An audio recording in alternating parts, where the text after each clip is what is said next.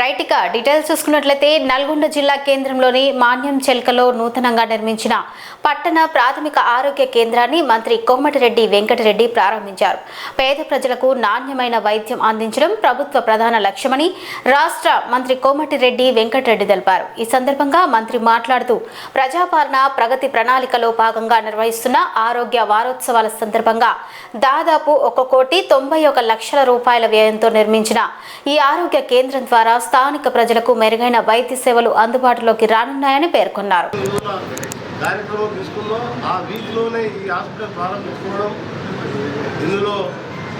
అందరూ కూడా ఈ ప్రాంత 13 డివిజన్ దాదాపు 40-45 వేల మంది ప్రాంతానికి సంబంధించి ఇక్కడ వస్తుంటారు. ఎమర్జెన్సీ సాయంత్రం పూట అయితే అవ్వ తాతలకు ఏమైనా పెద్ద మనుషుల కాళ్ళ నొప్పులు వచ్చినా ఏమొచ్చినా ఎమర్జెన్సీ కావాలంటే ఇక్కడ వస్తుంటారు.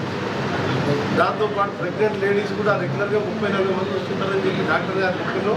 అందుకని దీని అంతా ఎయిర్ కండిషన్ వసతులతో మోడల్గా కట్టడం జరిగి ఈరోజు ఓపెన్ చేసుకున్న సందర్భంగా డెఫినెట్లీ డాక్టర్లకు ప్రభుత్వ పరంగా ఎంతోమంది డాక్టర్స్ చాలామంది ప్రైవేట్లో పోయినా ప్రభుత్వంలో డాక్టర్లు చాలామంది ఏంటంటే వాళ్ళు పీజీ కాగానే గవర్నమెంట్ సర్వీస్లకు రావడానికి కొందరు ఇష్టపడరు. కానీ ఇక్కడ మా ఫిర్దౌస్ లాంటి డాక్టర్ ఈరోజు ఇంకా కమర్షియల్గా ఆలోచించకుండా పేదవాళ్ళకు సేవ చేసే డాక్టర్ చాలామంది ఉన్నారు. మీ అందరికీ రాష్ట్ర ప్రభుత్వం ధన్యవాదాలు తెలియజేసుకుంటూ